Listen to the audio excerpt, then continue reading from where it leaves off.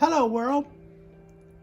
Patricia O'Connor and Frida Reba Dorsey here. I got my little Frida by my side. We got our little wet parked on the couch. We are looking at what are we looking at here, Pat? We're looking at a pair of pines. A pair of pines. Here, let me pay Frida for I didn't want to pan over because we had this framed up and she was kind of hanging out kind of close to for me to be able to do that very easily. This guy, all right, we're not really going to do anything tonight to this guy. This is just something I'm wanting to look at. I'm just thought I'd show you guys. This is another one of our Japanese black pines that we folded last fall.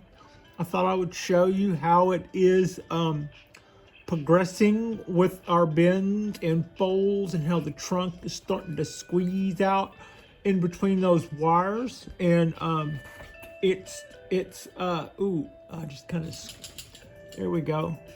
Also, we seem to be doing a little bit of root work. You can see towards the back of it, I've got a piece of wire that's a Bo Peep. It's kind of keeping the angle of this tree in the sweet spot where I like it. Now, the reason I'm even showing you this tree is it has something in common. Let me hold it level. Let's see, there's the lip of the pot.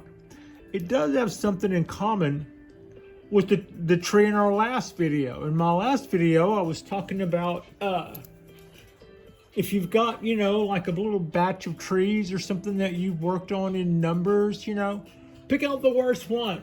And for, you know, looks wise, for whatever reason why you think maybe it's the one you didn't do as well as you wanted, and address that and see if you can, you know, elevate it. So that tree was one of those a couple of months ago. This tree was one that a couple of months ago I looked at and said that this was my weakest tree. Now I don't think that's the case at all. We're definitely working on our, we're definitely doing some amount of root work here. At some point, there will be some exposed roots coming out there. So the whole thing will be very dramatic here. All those twists and folds are coming along nicely. I did do a candle cut on this. And so now, the reason I did a candle cut on this was not to try to reduce the needle size, because we're in a big pot that won't necessarily, it may help us, but it won't necessarily. But what it will do is it will give us all of these. You can see it's cut one, clipped one bud, got back, you know, a bunch. So at some point I'll go in there with some scissors and reduce that back to 2 in there. And then this is still a lot of fun and very much pretty interesting tree for one that only barely has its first branch. So yeah, with all of these trees, we haven't addressed the importance of the first branch. You know, we have so much left to learn. We haven't even grown the parts that our next lessons are going to be about. And that'll be like I said, hinted to, the importance of the establishment of the first branch, and then what that leads to, and then we just go right on up from there. And that's kind of like, I don't know, it's not like more rules, but it is something that it's something that if you go by, if you do use as a rule of thumb or go by, it will help you in your design aesthetically. So I just wanted to take a second to show you one of our Japanese black pines that we had folded up last fall. I'm going to constantly bringing those back into the forefront as we do stuff to them, as we need to do stuff to them, as they need, you know, needles reduced, or as they need to be rewired, or as they need to be, you know, any of that stuff.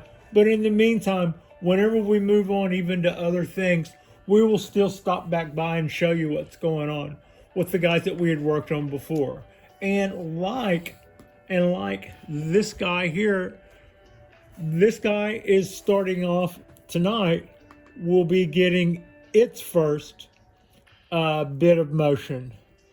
This is not a Japanese black pine. This is one of the 10 Ponderosas that I ordered earlier, and they came in and they're growing, and they've got their needles are a million miles long, the way they tend to do. And we're just going to allow them to do that for a couple of years. There is a plan ultimately to address the needle length, but it's not an overnight thing. It's something that we have to do with a little bit more patience and a little bit more time. But they can be shortened, and we're going to be working on that at some point. Tonight, what we're going to do is add some copper wire to this tree. And what I will first attempt to do is stab a copper wire close to the trunk as possible, and hopefully get it to come out of maybe that hole that you can see there in the bottom. That would be really good for me. Then I would take that little wire and bend it straight up with a pair of pliers, so that whenever I put pressure on that wire, it won't go slinging around inside the pot trying to do things other than what we want. So it will be at that point that I'll bring in one of my favorite tools for this kind of stuff, and that'll be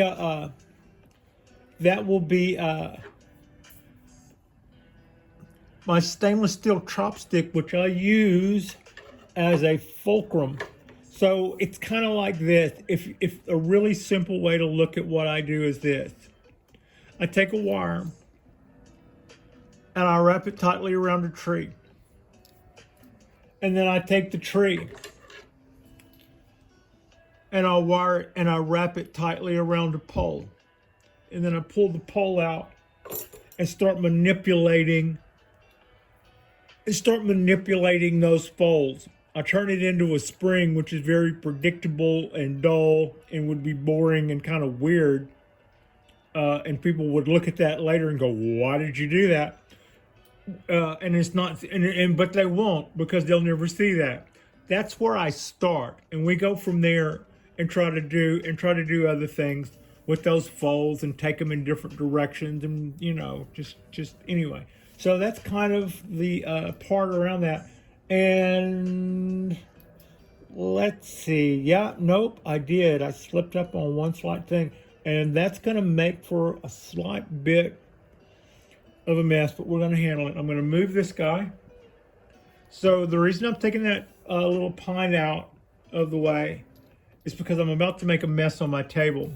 What I normally have there, and I don't have, and I'm not going to leave camera to go get it. We're just going to plow forward. It's okay. What I don't have is something to catch all the substrate in, and all the substrate is the substrate I'm about to start getting everywhere when I cut the. We're gonna cut the top out of this. Cut the top out of this pot first before we even get started. So, all right. Maybe do this. Back out a little bit. I'm gonna bring. How are we doing? Yeah, that's not framed too bad. Clear out a few things. Pull a little farther up in the camera. Tonight's tools of choice will be the previously mentioned stainless steel chopstick. We will be using some copper wire, and I do have a pair of needle nose that are quite small, a pair of soft needle nose, which also have the benefit of channel lock ability, so I can grab slight or I can grab tight as it is. Plus, I've rubber taped them so they're a little softer still. So I've got those, and then I've got some very tiny needle nose pliers. So that is what I'll be using to do my bends with. Other stuff I'll be using will, as always, I'll be using my little my weenie skewers. That was my graceful sidekick, Frida. And are you okay? Are you okay? Here, have a dog treat. That was a good stunt. There you go, babe. She's getting things off out of camera. All right, so these are stainless scissors. They're the ones that I use whenever I'm going to be cutting dirt. We don't cut dirt. Whenever I'm sticking my scissors into soil, cutting roots and stuff like that, I tend not to want to use my black steel scissors. So there you go. I very nearly harpooned myself. Try not to.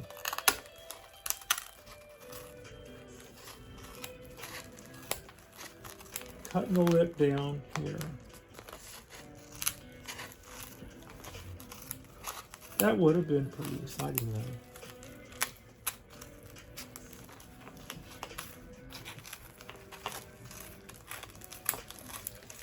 Boom. So that part isn't the part where I make the most mess though. I mean, we're just getting started, I guess is what I'm saying. So, weenie skewer, and then we're gonna rake this down, rake this back, expose a little bit more of this base. Not really.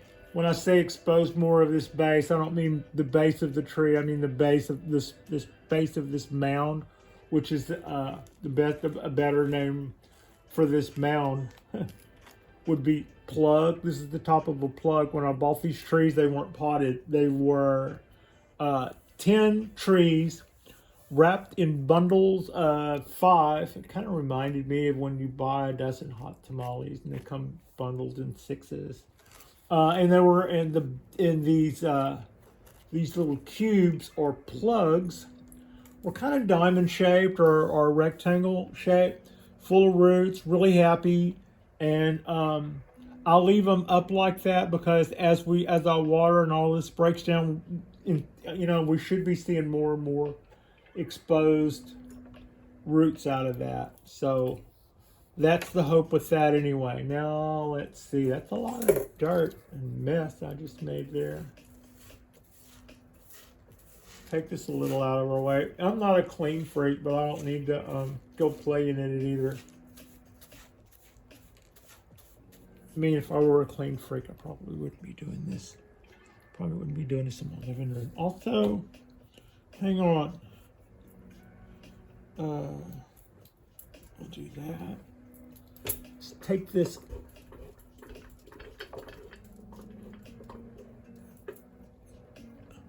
Better. I think that's better. I think that's better. Yeah. Yeah. That's my lumps of bio gold to keep the tree happy. And then this is copper. This is annealed copper wire.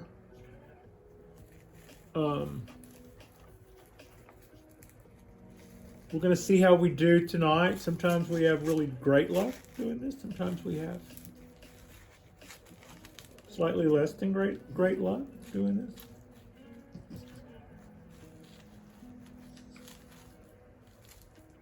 I've on 2 occasions or 1 occasion completely uprooted my tree doing this. Another time I nearly uprooted one.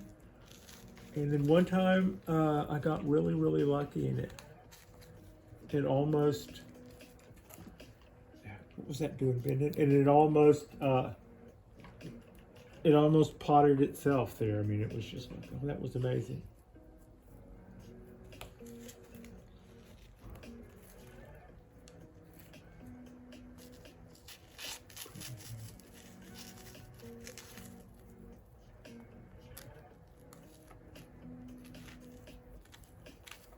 It keeps hitting something. It keeps hitting something and bending and folding up right under it. Something. Well, what do you think? That's probably roots, Patricia. It's probably hitting roots and getting folded up in there.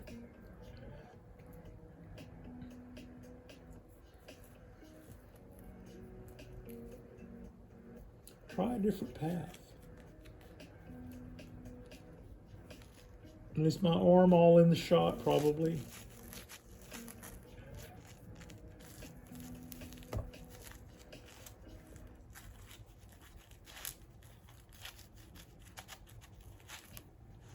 Yeah, here we go. Bingo. Okay. When I said bingo, that's what I meant. Wire came out the bottom, finally, bent it straight up. Now I can do things with this piece of wire and not have to worry about it doing some sling blade nonsense underneath the pot, or what I've had happen before if I've had it really kill a tree, where my wire down here slipped, and as it slipped, it put a scar on the base of the tree and a large swath when the wire spun on the trunk because it wasn't tied in down there. So first objective was to cut the top of the pot and expose more of our little plug. Second objective was to get a copper wire ran down there and get it and get that guy secured at the bottom of the pot. Now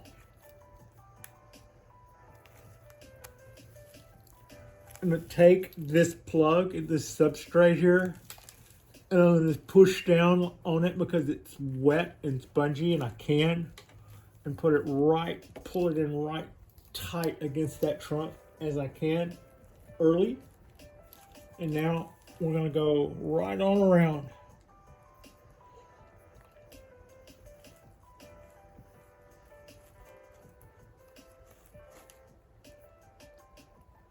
Copper wire, this isn't very big, but copper wire is harder to bend than aluminum wire. Costs a little more, holds more, given the size, it holds more.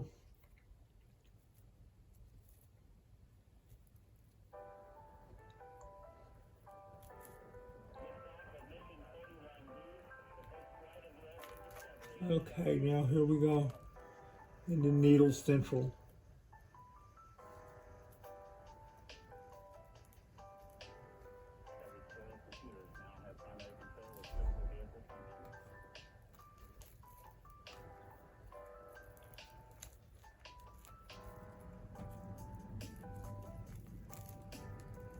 Yeah, we're just working our way right on up the sky.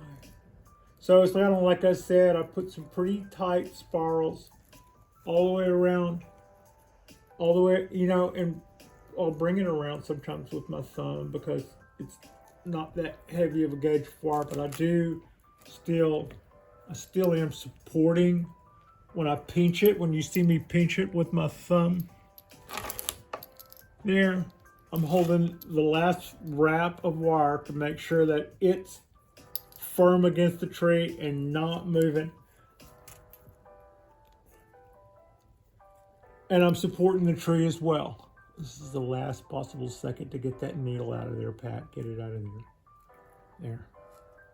Run away, little needle, run away. That fits weird.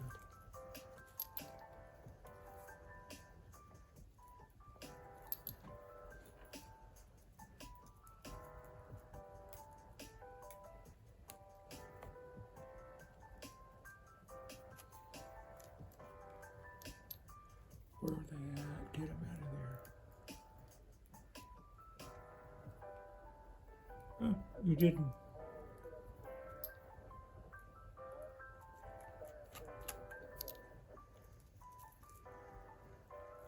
This is a pretty little tree. I've really was happy with the condition of the trees. These are Ponderosa Pines. They came from, I think they came from Wyoming. Yeah, they came from Wyoming. They were listed as, and what I wanted, which is the species Succulorum, Ponderosa Succulorum. Right, so lost a needle. That's got a little start, okay? I don't think I did too bad a job there. I'll bring it. Ooh.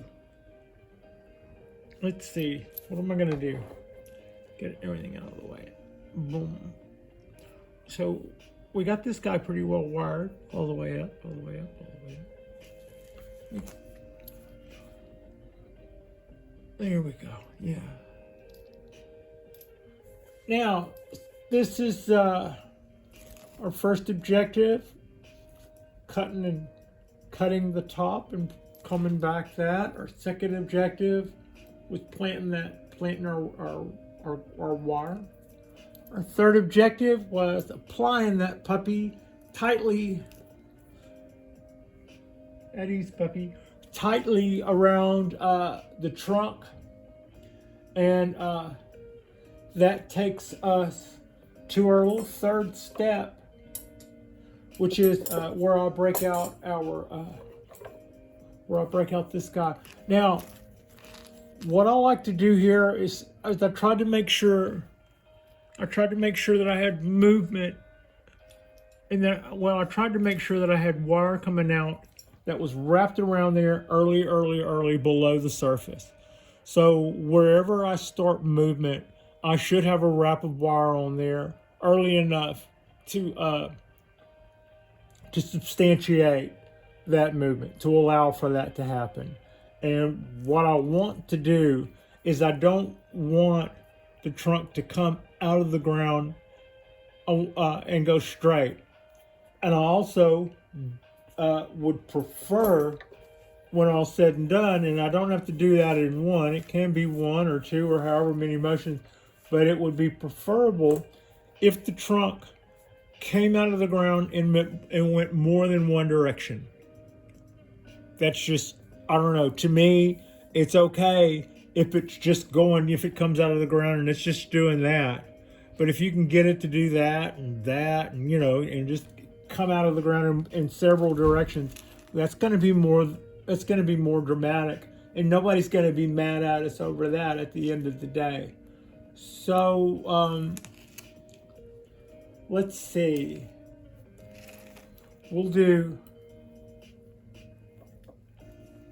We'll start with a pretty tight bend.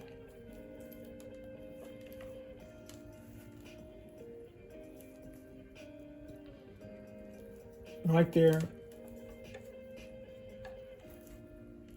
I'm going to raise the tree up to give us a little room for it to do that little guy, that little, see what I did there?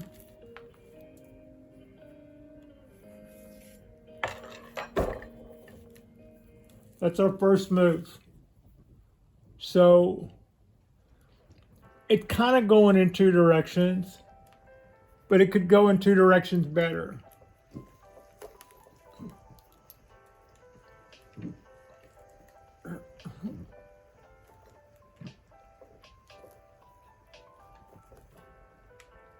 Also, you may have gotten to see that I started bending this trunk, and then I slightly moved my finger and started bending it more. And the reason was I kind of wanted to try to concentrate this bend a little bit more where I had that wire going. So that's got this coming out of the ground. It's going that way, and then goes that way. So I've got more than one direction going there. I'm kind of happy with that. This is the part where I throw. Let's go the other direction. This is the part where I throw this right up in that armpit. I've already done this part before on other videos on other trees, but it's just a little repetitive, and it also helps me to remember where I am. We've got a good little curve going here, and we're not looking at a lot of split. But here's the part where I decide whether or not this thing is going to rotate, or whether or not it's going to rotate clockwise or counterclockwise. What we've got going on now is the case for counterclockwise. If I were to take this on the other side, it would be the opposite. I think the last time what we have going on here is counterclockwise. Yeah, that's what I said. And what we did last time was clockwise. Also, I believe I heard Yeah, I did. I was watching a video by somebody else, and they quoted a person who I bought several Ponderosas from, uh, and they were talking about trees twisting in the wild. And Andrew Smith was quoted as saying, out of the ones that he's noticed in the Rockies or where he is in Deadwood, South Dakota, I guess, 85% of them are clockwise, bend clockwise, 85%. And last I've heard, nobody says or seems to really know why it is these guys bend around like that in that harsh environment. There doesn't seem to be like a definitive answer. Do you see what we have going there?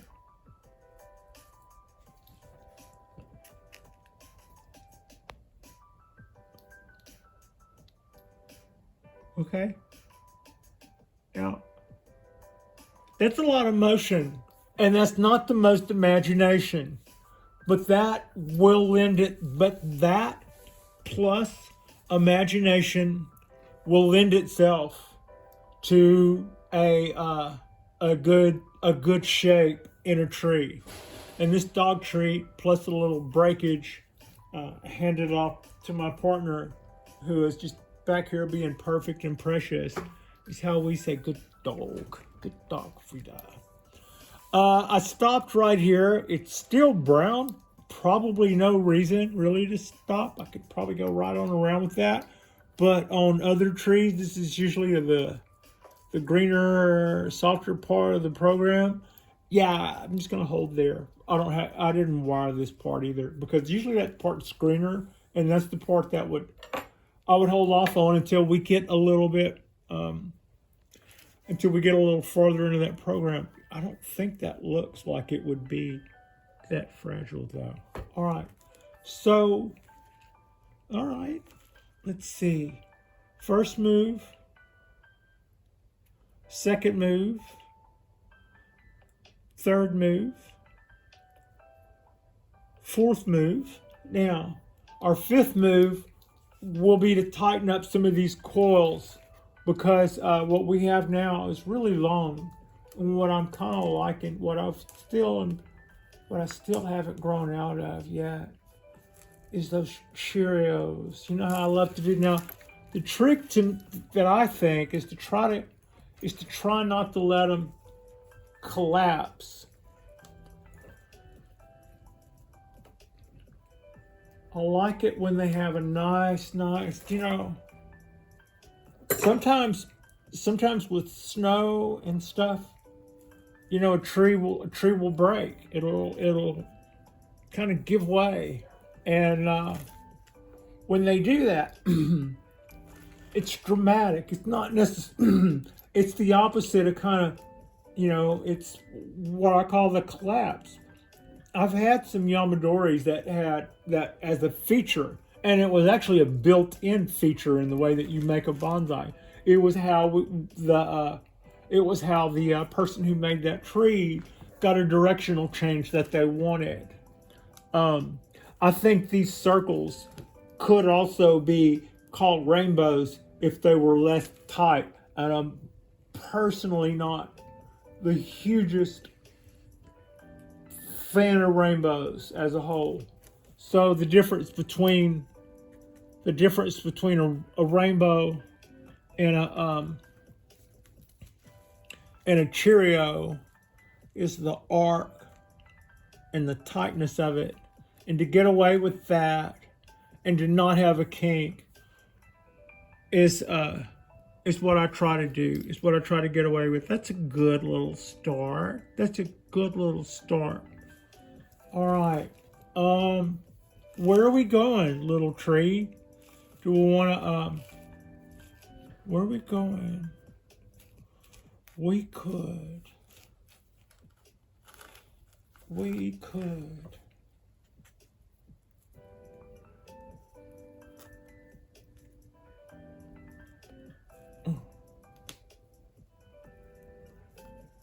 It's trying to, I kind of sensed early that bend was trying to close up.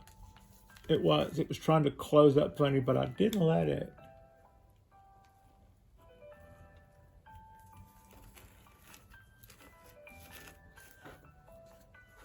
Not the wildest design so far, but we are getting pretty good and tied up in there.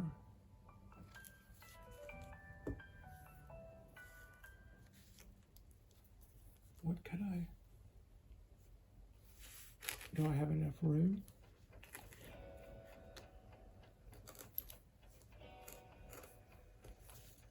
Let's see. I'm gonna waste a little bit of time here. And what I mean is, I've got a really good start here. I want to take a minute and appreciate where we are.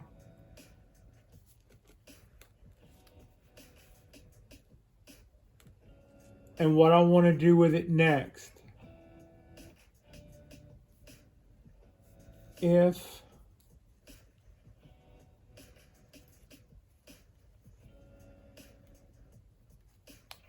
Okay, breaks over.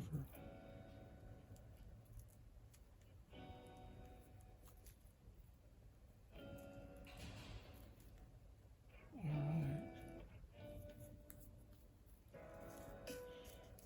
I just pulled those needles that were stuck or trapped out of their position when I did.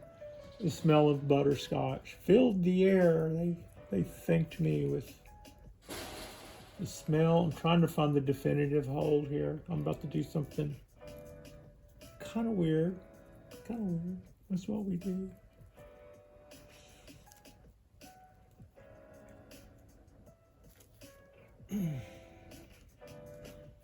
I haven't done anything yet except try to find a little hold in here where I don't think I'm crushing anything.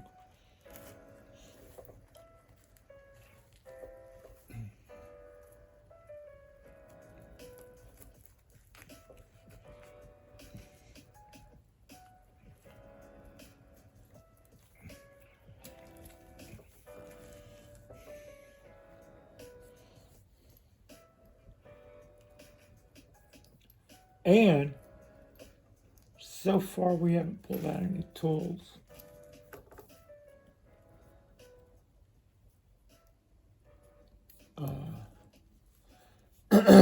Oh, cool.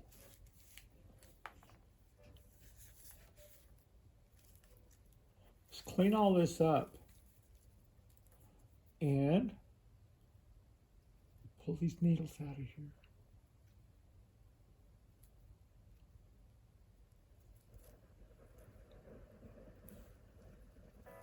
I haven't wrecked as many needles this time, and I kind of like the bends we did in that. I kind of like the arcs that we got out of that circle.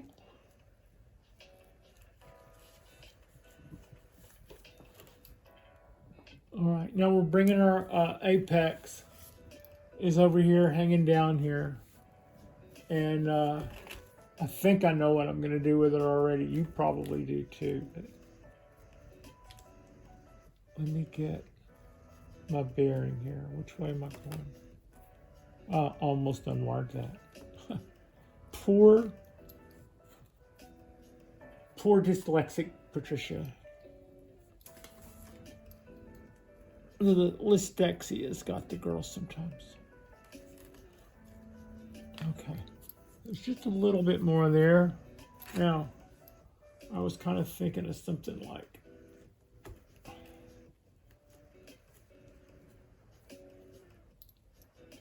that looks better than those needles. I think will allow you to see. No, we can do it. But wait, there's more. Now, how much would you expect to pay? All right. I think that needs a little daylight underneath it, and those needles probably don't. height. Okay. That's a